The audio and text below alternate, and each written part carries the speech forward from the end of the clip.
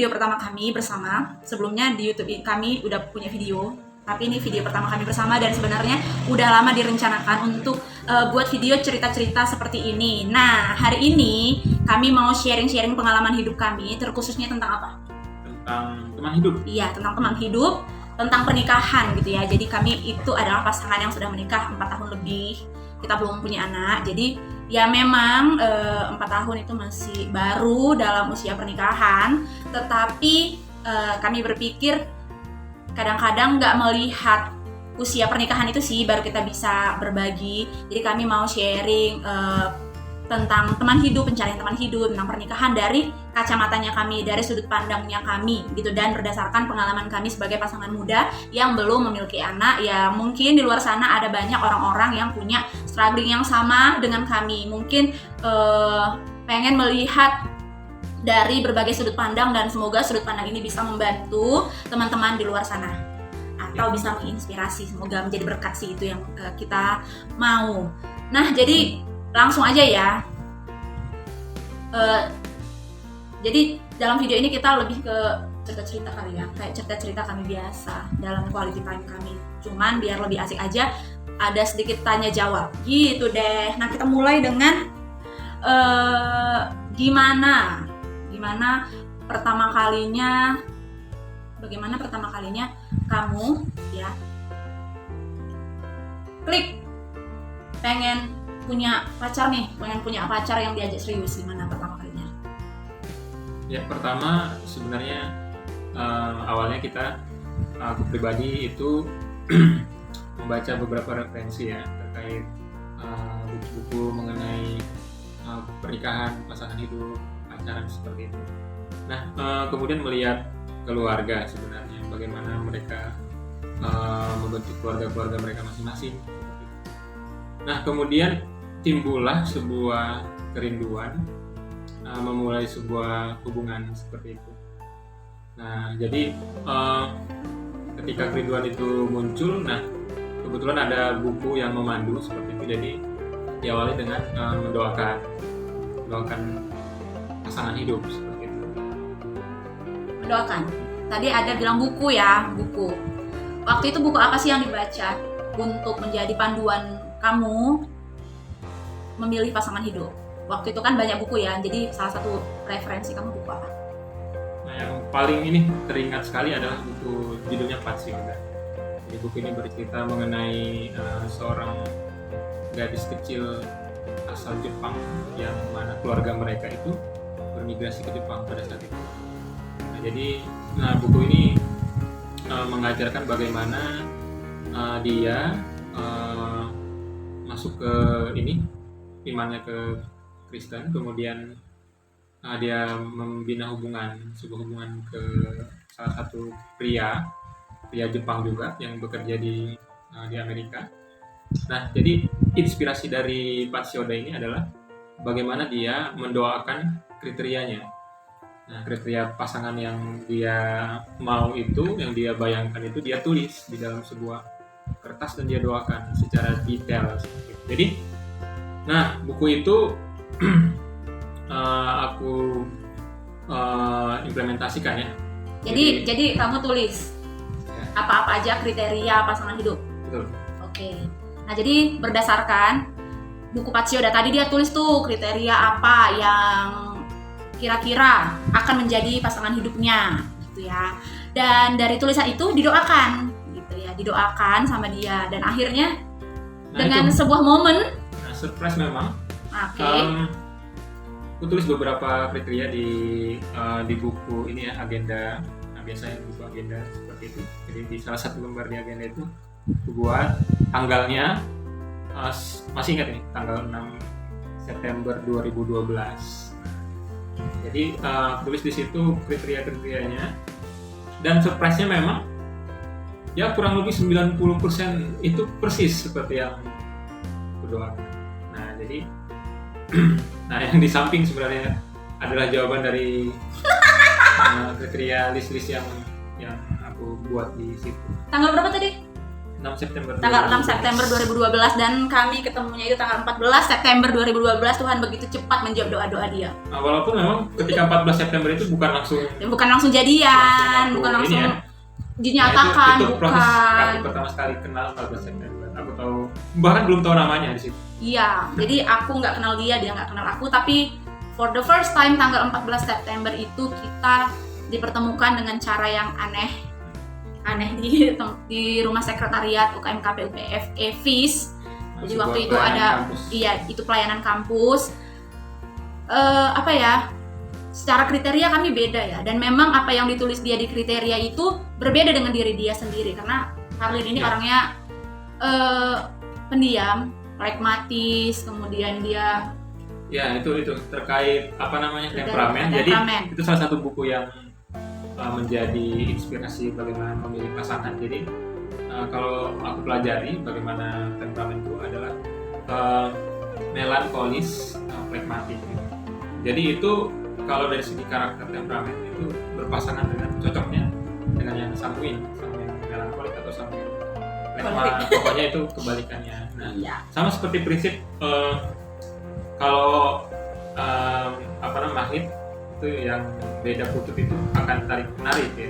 Kalau sama tolak menolak, positif itu tolak menolak, negatif positif itu tarik menarik. Nah itu salah satu pelajaran juga dari beberapa buku. Jadi saran kepada teman-teman yang mau memulai atau ada kerinduan, jadi perbanyak referensi, baca-baca buku tentang karakter, tentang pacaran, tentang menikah, seputar itu ketika ada kerinduan itu ya. Ya, jadi kalau dari dia pasti kalian akan dengar membaca buku, cari referensi ya. Menurut kami itu sangat membantu sekali. Terkait ya, apalagi dia ini, suamiku ini nggak pernah pacaran. Jadi aku adalah pacar pertamanya yang jadi istrinya. Ya, nah itu juga sebenarnya sebuah komitmen nggak bisa dibilang komitmen. Jadi pernah ketika sekitaran SD, jadi aku bilang itu sama mama itu ya, orang tua, nanti aku pacaran itu pas kuliah gitu. Nggak tahu kenapa aku bilang seperti itu, mungkin beberapa yang kuliah itu pacaran ketika SMP SMA itu kurang sehat seperti itu, dan menurut pandangan dia. Dan kalau mama itu sarankan juga seperti itu, tunggu dewasa dulu gitu. Jadi waktu SD dia udah pikirkan nanti aku punya pacar itu waktu kuliah gitu loh. Padahal aku waktu SD masih main alat pondok, kalian tahu alat pondok, alat cendong, umpet. Dan dia sudah memikirkan ke depan, visioner. Oke, jadi itu yang pertama ya. Tadi cari referensi. Dari referensi itulah dia dapat ya tulis kriteria, dia pelajari gimana kira-kira dengan kriteriaku ini, kriteria apa yang cocok untukku dari segi temperamen, karakter, sifat dan lain-lain gitu. Bahkan dari segi jurusan juga. Jadi dia memang tulis tuh ya di kriterianya jurusan apa, Bang? Jurusan ekonomi. Dan memang asli ya, tanggal 7 tadi aku baru ngeh, tanggal 7 dia tulis, itu tanggal 14 kami ketemu. Tanggal 6. Jadi beberapa hari setelah dia tulis. Dan jadi bukan hanya ditulis ya, tapi yang paling utama itu adalah didoakan. Itu dari segi dia. Jadi hari ini sih kami mau share dari segi suamiku dulu dalam mencari teman hidup. Setelah itu klik nih, ketemu. Belum klik. Ketemu nih tanggal 14. Setelah didoakan, ada nih, apakah langsung jatuh cinta di tanggal 14 itu? Enggak, seperti yang sampaikan tadi itu nggak ada apa-apa. Jadi ketika itu tahu bahwasannya dia jurusan ekonomi, ya itu nggak ada berkaitan dengan doa tadi. Nggak kepikiran dengan kriteria tadi. Jadi ya udah berjalan aja gitu. Jadi itu prosesnya tahu namanya aja itu sekitar mungkin ya berhari ya di lewat kejadian itu. Kemudian tahu angkatan berapa, kemudian ini berproses sampai tadi kan di September, di Oktober, nah baru dekat, maksudnya komunikasi, tapi walaupun bukan komunikasi yang gimana gitu, nanti bagian itu akan diceritakan ke depannya. Komunikasi ya layaknya teman lah gitu. Jadi mulai itu ada rasa tertarik itu di akhir Oktober kan. Ya, jadi nggak instan ya teman-teman. nggak langsung tanggal 14 itu, aku doakan di tanggal 6 kemarin langsung ketemu. Wow, dia orangnya bukan yang seperti itu. Karena waktu itu aku agak buka aja sedikit dari sisiku, aku pun waktu itu punya pacar dan aku menghindar dia. Jadi kemarin tuh ada teman kami namanya Tuti. Hai Tuti. Jadi Tuti ini iseng kayak dia nih duduk nih seperti ini kan. Terus aku berdiri di samping dia tanpa mikir apa-apa. Kan kita kadang-kadang kan ya udah berdiri aja, duduk aja. Karena ini posisinya rame. Terus karena kami bersebelahan, dia duduk di kursi kayak gini juga. Coba kursi kayak gini. Terus aku tuh berdiri, ya kan? Berdiri terus si Tuti itu, cie Vera deket-deket sama cowok kayak gitu kan. Terus aku, cowok? Aku nggak kenal dia siapa. Terus risih dong, karena aku punya pacar waktu itu kan. Terus aku lari ke dapur ke belakang, lari dan nggak mau ketemu lagi sama dia. Malu, karena aku malu lah. Misalkan aku dikira nanti udah suka duluan sama dia, padahal kan aku nggak kenal kayak gitu ya, namanya ya gitulah, agak-agak gengsi, malu, bukan apa sih, kan memang punya pacar waktu itu gitu ya. Selanjutnya itu ini proses proses tadi yang dilanjutkan. Jadi setelah akhir Oktober tadi ternyata lihat dia ada timbul rasa kagum, suka oke. Soalnya kan yang perlu dikagumi sih dari aku. Ada acara waktu itu di sebuah gereja. Nah kemudian mempelajari ya. Wait. Dia mempelajari, dia kagum bla bla bla itu. Aku posisinya udah jomblo loh. Perlu digarisbawahi ya, aku kemarin tuh udah gak punya pacar waktu bulan 10. Kenapa? Nah ini juga hal yang menyenangkan. Bagi kami tuh sesuatu hal yang bisa ya gitu ya. Pada akhirnya. Jadi bukan pada saat itu. Jadi aku putus bukan karena dia, karena aku belum kenal, belum ngeh gitu ya sama dia. Karena tanggal 14 itu ya memang cuma momen ketemu yang cie udah selesai gitu. Aku pun malah malu dan menghindar. Nah tanggal 20-an gitu, kok nggak salah tanggal 20 ya. Moga mantanku nggak nengok ini. Tanggal 20 diputusin aku. Aku diputusin. Jadi aku bukan mutusin, aku diputusin tanpa aku tahu kenapa. Begitulah ya. Jadi waktu itu aku patah hati yang membuat aku kayaknya nggak mau buka hati dulu sama orang kayak gitu. Jadi ya memang aku lagi patah hati karena di ghosting ya kan. Bahasa anak zaman sekarang kan memang diputusin ya udah gitu. Ternyata pada saat itu dia sedang bergumul ya di bulan 10. Jadi tanggal 20 aku diputusin, proses patah hati bla bla bla bla bla. Bulan 10 juga masih belum pulih lah ya. Bulan 10 ternyata dia mengagumi tapi tidak memberitahu aku. Jadi aku tidak tahu kalau kamu mendoakan aku ya. Bulan 10 itu ya tertarik ya. Jadi observasi istilahnya dari teman-temannya, gimana dia orangnya, tadi jurusannya udah dapat gitu. Itu paket lengkap dari jurusan dia. Stalking medsosnya. Aku nggak tahu. Itu Facebook ya yang lagi apa? Ya, yang tren. Belum ada Instagram. Jadi lihat saudara-saudaranya seperti apa. Dia stalking diam-diam loh, aku nggak tahu loh. Ternyata itu di pas di pencarian itu, observasi itu. Ternyata dia anak pertama satu kok cocok sama kriterianya tadi. Tapi nggak langsung menyimpulkan ya. Jadi terus ini menggali informasi. Nah sampai masuk di November, sampai itu terus mencari informasi sampai di akhir November. Nah sepertinya kalau dari doa itu cocok gitu, kriteria kok pas seperti itu kan. Jadi kayaknya cocok ini untuk didoakan lebih lanjut. Jadi kan ada tahap-tahap doa yang ini satu buku yang juga mengajarin aku bagaimana memilih kriteria, mendoakan pasangan hidup itu. Nah ini buku keduanya. Buku kedua ini ditulis oleh Pak Mangapul Sagala. Jadi doa mengenai berpacaran Kristen ini bukunya. Judulnya apa ya? Iya, kalau nggak salah Etika Berpacaran Kristen kalau nggak salah. Pokoknya yang tulis itu Bapak Mangapul Sagala. Makanya waktu kami nikah, aku DM, aku inbox Bapak itu. Bilang makasih. Terus? Nah jadi setelah memutuskan cocok itu kan, ada beberapa step doa. Yang pertama itu doa umum namanya. Nah, doa umum ini di mana seorang pendoa itu mendoakan baik kriterianya, baik apapun yang dia rindukan gitu sama Tuhan. Belum ada seseorang yang dia sukai gitu.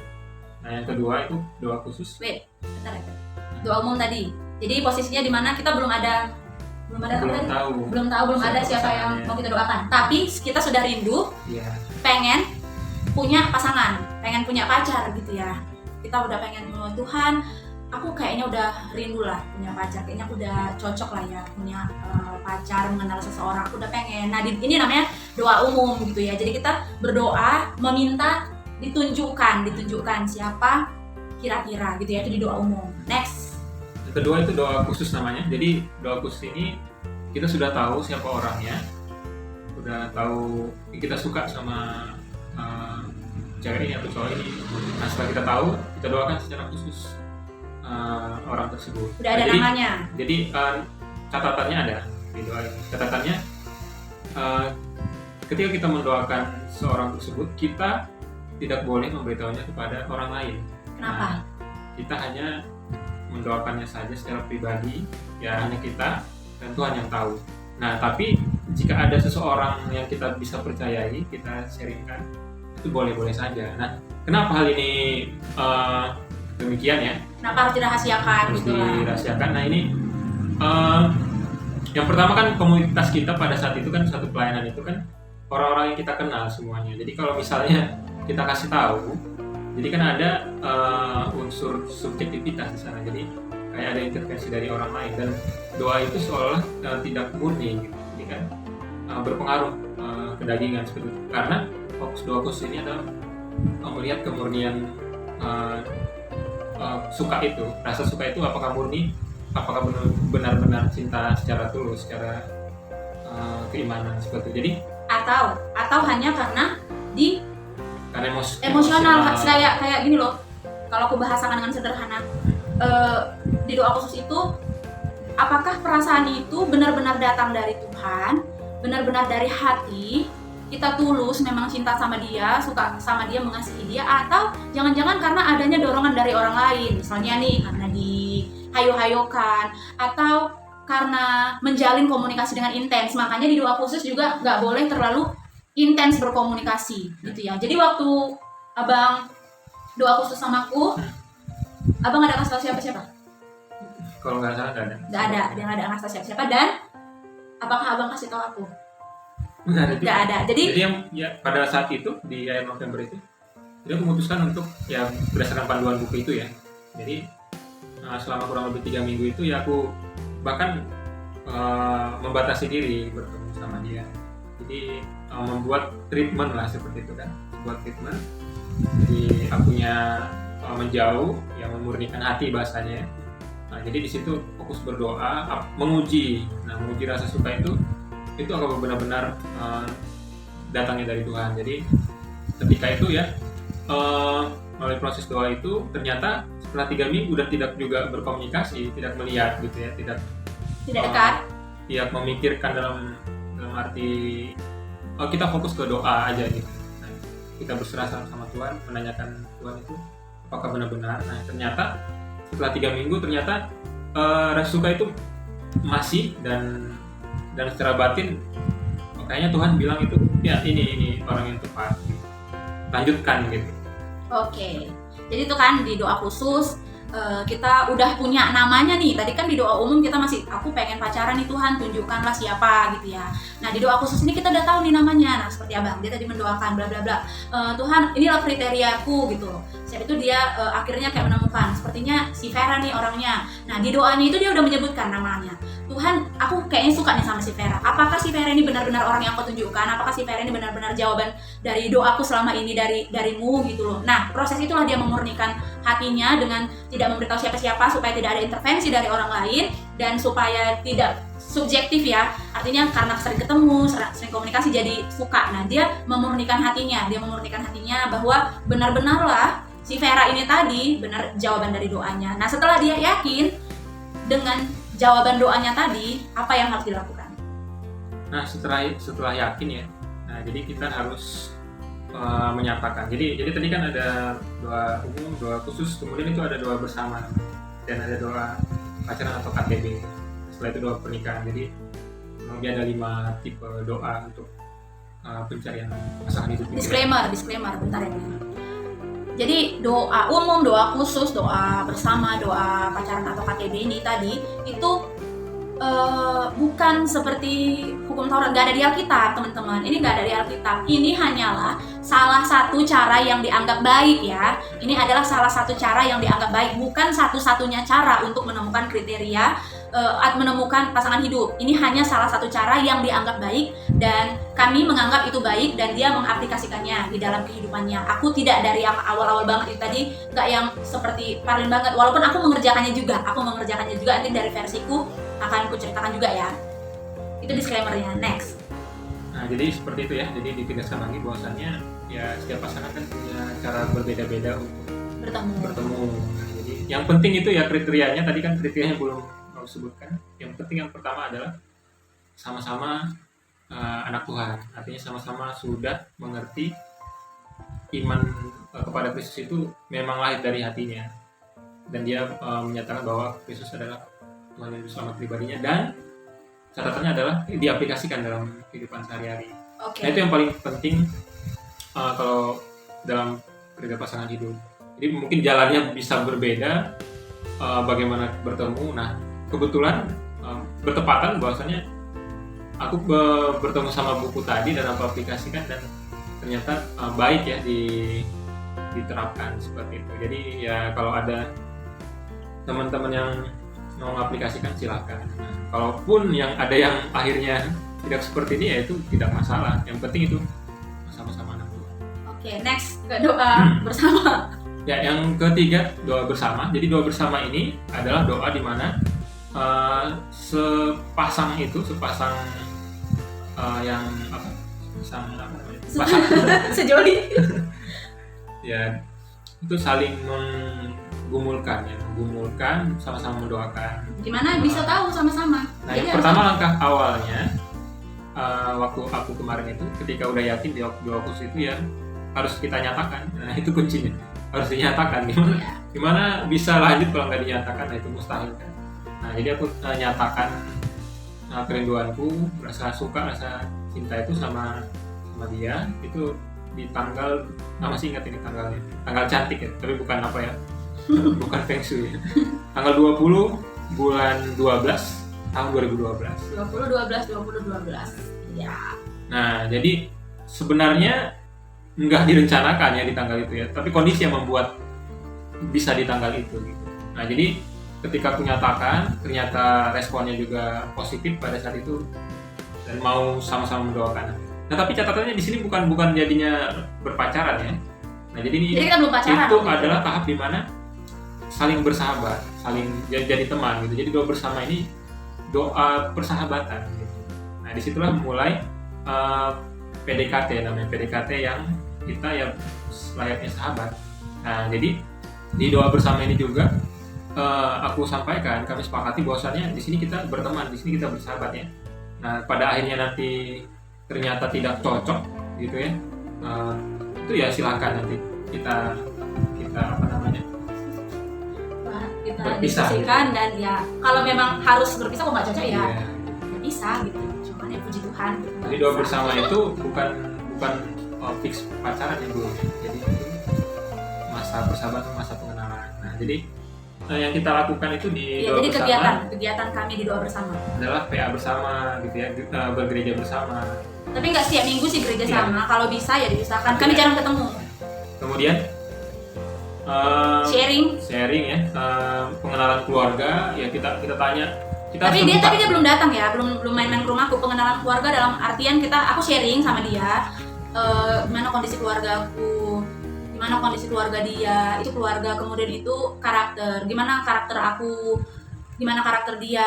Ada banyak sih yang kita bukakan di sana. Tujuannya ya untuk mengenal. Jadi sebelum kita lanjut nanti ke tahap yang selanjutnya, KTB atau doa pacaran tadi, kita mengenal dulu satu sama lain dari segi karakter ya. Kalau kita rasa itu cocok ya kita lanjut gitu ya. Kenapa sih harus ribet ini? Karena kita sepakat dulu nih. Sepakat kalau tujuan kita pacaran itu pernikahan. Kami sepakat dan kami sepakat bahwa tujuan dari pacaran itu ya menikah. Karena kalau tujuan pacaran bukan menikah, berarti tujuan pacaran untuk putus dong. Ngapain kita lanjut kalau ujung-ujungnya harus berpisah, buang-buang waktu gitu kan. Lagian ya harus punya visi gitu lah ya. Jadi kami sepakati dulu nih, tujuan pacaran kami ini adalah menikah, sehingga kita mempersiapkan diri dalam artian dari segi karakter.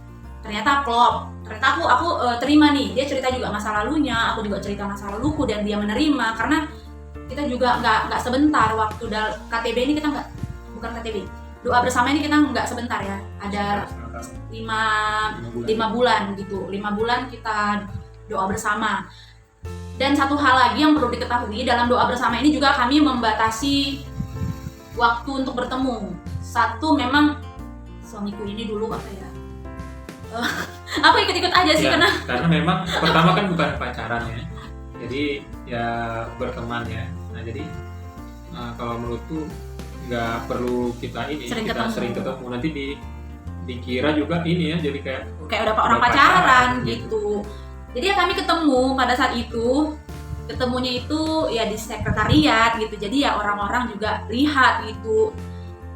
Kita doa bersama juga, kita bahas firman juga, kemudian ya kita nyanyi juga dalam pertemuan kita. Tapi apakah setiap pertemuan selalu begitu? Tidak. Cuman itu pertemuan yang kita jadwalkan. Jadi memang kita jadwalkan jam 7 hari Kamis misalnya. Ya udah kita ketemu hari Kamis jam 7 di sekret, kita buka dalam doa, kita nyanyi, kita sharing, kita bahas firman dan lain-lain. Itu pertemuan yang memang direncanakan ya. Walaupun memang sesekali, jarang banget.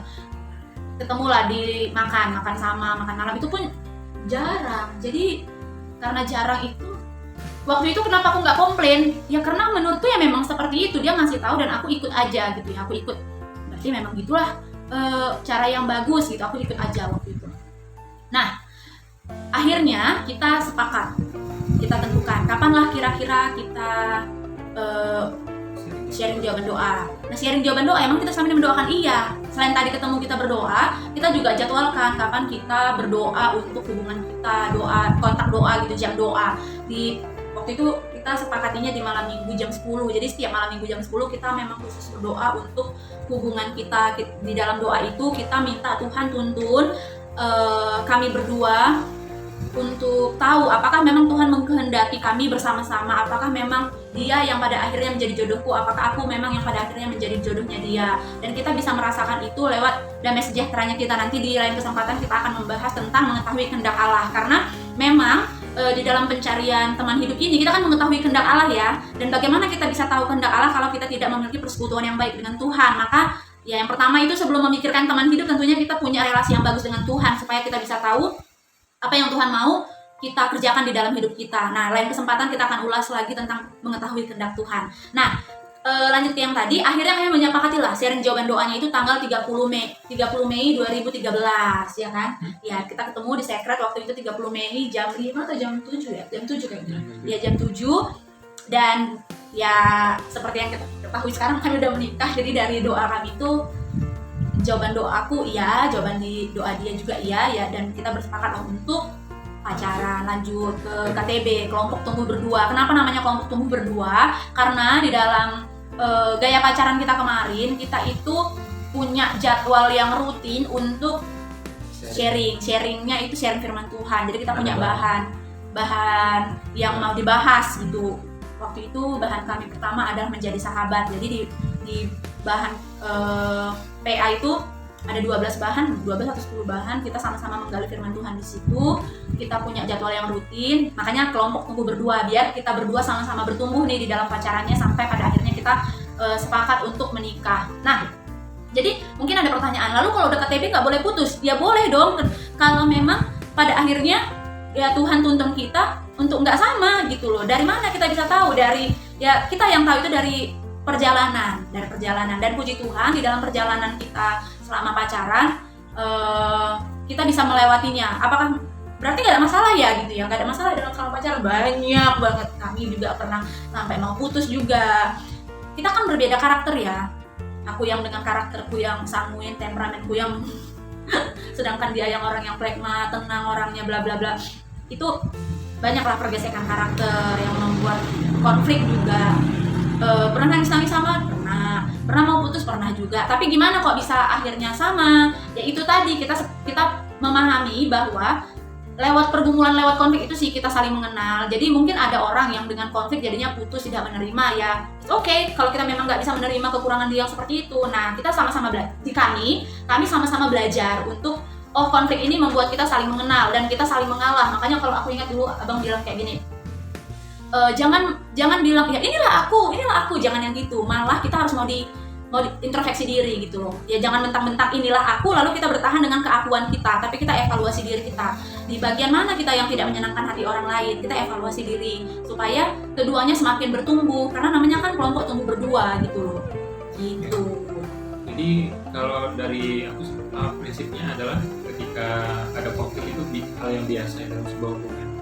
Nah, kemudian kalau misalnya hal-hal yang tidak prinsipil itu ya sebenarnya nggak terlalu harus dipermasalahkan. Jadi kalau misalnya, nah bahkan untuk karakter sebenarnya kan kalau aku pelajari bahwasanya perbedaan itu ya sebenarnya itu yang cocok sebenarnya pasangan yang bisa mengisi setiap. Nggak mungkin sama. Misalnya kan kayak dia yang komunikatif dengan aku yang lebih pendiam gitu kan. Nah, aku butuh sosok yang seperti dia yang melengkapi kurang di bagian itu. Nah jadi itu kalau menurutku bukan hal yang harus dipermasalahkan. Tapi sebenarnya dalam prosesnya pasti ada gesekan. Tapi aku memandang jauh bahwasanya ini sebuah peluang gitu, bukan, walaupun di dalamnya ada tantangan yang harus dijalani, tapi ini bakalan jadi pasangan yang luar biasa ke depannya gitu. Menurut dia punya visi yang luar biasa. Makanya kami buat video ini. Jadi itu kalau menurutku. Jadi kalau misalnya masalahnya bukan karena bukan karena iman, ya karakter yang nggak mau diubah, bukan yang tidak mau diubah gitu kan. Nah, dan mengenai karakter tidak mau diubah ini kan sebenarnya setiap orang kan punya masa lalu yang mungkin kelam. Nah itu kan asal individunya mau berubah, nah itu adalah hal yang baik ya, bukan harus dihindari. Setiap orang punya masa lalunya masing-masing gitu. Nah kemudian ya mengenai latar belakang keluarga dan lain-lain itu ya itu sebenarnya penerimaan gitu. Karena kan setiap orang nggak mungkin lah ada orang yang sempurna, pasti punya kekurangannya, misalnya dari segi keluarga. Ya bagaimana kita mau menerima aja sih. Jadi mungkin ada orang yang nggak cocok di bagian itu karena dia nggak mau menerima, ya oke, kita juga nggak mau menghakimi karena kita nggak tahu apa pertimbangannya dia. Maka kami ini based on our experience aja, berdasarkan pengalaman kami gitu. Semoga cerita-cerita kami ini bisa bermanfaat untuk kalian, bisa menginspirasi. Siapa tahu di sini ada yang sedang bergumul untuk mencari pasangan hidup ya. Jadi aku bisa ambil kesimpulan ya. Kesimpulannya, jadi yang pertama tentu ketika kita sudah rindu untuk memiliki pasangan hidup, memiliki pacar, kita juga harus sudah punya hubungan yang dekat, berelasi dekat dengan Tuhan. Karena proses mencari teman hidup ini adalah proses mencari kehendak Tuhan. Bagaimana kita mau tahu kehendak Tuhan kalau kita tidak punya relasi yang baik dengan Tuhan. Nah, jadi itu yang pertama. Kemudian dari berdasarkan pengalaman Karin tadi, dia berdoa. Nah, di dalam doanya itu ada doa umum, doa khusus, doa bersama, doa KTB atau doa pacaran tadi, berarti doa pernikahan ya. Nah, perlu teman-teman tahu, perlu aku ingatkan bahwa ini adalah salah satu cara yang kami anggap baik. Jadi ada banyak cara yang mungkin teman-teman anggap baik. Nah, ini salah satu cara yang kami anggap baik untuk mencari teman hidup gitu ya. Salah satunya ini adalah yang diaplikasikan dari suamiku. Nah, di doa umum tadi ada menulis kriteria, jadi itu yang unik sih. Jadi dia memang tulis secara detail apa kriteria pasangan hidup yang dia mau, lalu dia doakan itu secara detail dengan Tuhan, karena ya Tuhan pasti tunjukkan orang yang bagus, tapi bagaimana kita mau meminta sama Tuhan, mau berkomunikasi, berelasi dekat sama Tuhan gitu. Jadi semoga video ini bermanfaat untuk teman-teman. Oh iya, apa satu lagi? Nah, pesan satu lagi ya. Ada dua keputusan terpenting dalam hidup. Nah, yang pertama itu adalah memutuskan untuk menerima Kristus sebagai Tuhan dan Selamat pribadi. Ulangi nih. Menerima Kristus, Yesus Kristus sebagai Tuhan dan Juru Selamat pribadi. Nah, itu keputusan yang pertama dalam hidup. Karena itu berkaitan dengan akhirat ya, bagaimana keselamatan kita. Itu yang pertama. Yang kedua, memutuskan teman hidup. Kenapa ini menjadi yang terpenting kedua? Karena sama teman hidup kita akan lama hidup gitu ya. Sama orang tua mungkin rata-rata sampai umur 25 dan orang tua bukan keputusan atau berapa lama gitu ya. Dan itu juga dibarengi dengan merantau, ada yang sekolah gitu ya, nggak intens selama 25 atau 30 atau 35 tahun.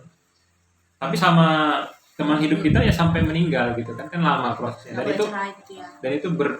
berdua terus dalam satu rumah gitu ya. Dan yang paling penting memang orang tua bukan sebuah pilihan gitu. Orang tua kan nggak pilihan, orang tua kan bukan keputusan. Kita kan nggak bisa memilih di mana kita, siapa yang melahirkan kita. Iya. Nah, jadi Masuk mungkin kenapa aku bilang gini nanti? Jadi mungkin ada yang kok malah yang lebih penting pasangan hidup sih, kenapa nggak orang tua? Tapi kan soalnya tadi kan abang bilang ada dua keputusan terpenting kan tadi itu ya, dua keputusan terpenting. Yang pertama tadi kan memilih Tuhan Yesus sebagai juru selamat. Yang kedua tadi memilih teman hidup.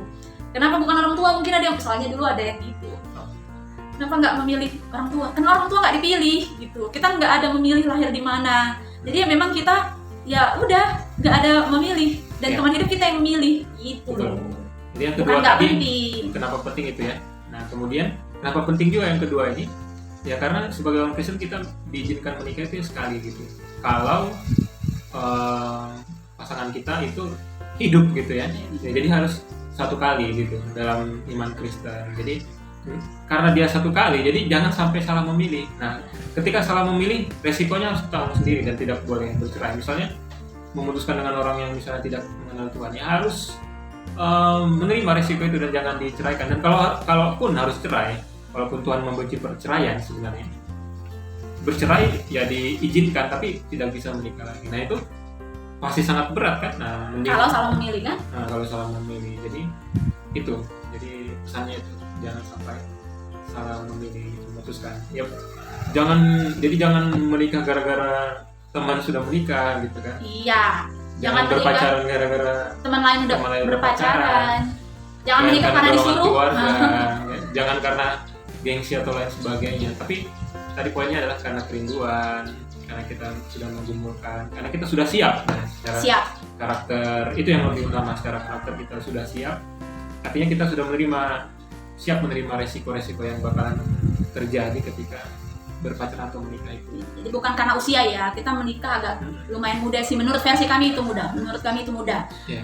Jadi bukan karena usianya. Jadi ya bebas lah, mau memilih usia muda ya boleh, mau memilih ketika nanti sudah berumur ya boleh. Asalkan tadi prinsipnya tadi itu sama gitu. Jadi bukan karena usianya, tapi karena kesiapannya tadi. Siap di sini bukan tunggu kaya dulu, tunggu sudah benar-benar dewasa secara bukan kesiapan itu. Jadi siap untuk menerima segala apapun resikonya gitu, apapun yang akan dihadapi, karena kita udah rasakan 4 tahun menikah. Aduh ampun, udah 4 tahun aja udah begini gitu ya. Aku nggak bisa bayangkan kalau aku salah memilih pasangan hidup. Kok cinta-cinta aku ini mungkin jadi menikah itu sebenarnya cuma 1% enaknya ya. 99% enak kali. Nah jadi itu candaan dia aja. Jadi itu ya, jadi bagi yang belum dapat jodoh juga itu tadi beberapa tipsnya. Jangan dipercepat prosesnya karena subjektivitas pribadi dan karena tuntutan. Jadi, karena kerinduan dan karena doa dari Tuhan. Dan jangan ya doa aja gitu, tapi tetap berusaha ya. Jangan cuma berdoa. Didoakan tapi di rumah muncul tiba-tiba, enggak seperti itu. Jadi tetap komunikasi ke siapapun orangnya, tetap terbuka gitu. Nah, tetap berdoa. Nah, pasti Tuhan tuntunkan ke orang yang tepat bagi kita. Nah, asal jangan kita percepat prosesnya Tuhan ya. Ikuti aja alurnya Tuhan. Iya. Tetap berusaha. Karena alur setiap orang itu berbeda-beda, jalan hidupnya orang itu berbeda-beda, caranya kalian bertemu dengan jodoh kalian beda-beda. Kami tadi caranya begitu ya, kalian mungkin beda, tapi semoga pengalaman kami ini bisa bermanfaat untuk kalian. Kalian petik aja apa yang baik, bisa jadi referensi untuk kalian. Oke, demikianlah video kami. Sampai bertemu di video kami selanjutnya. Bye bye.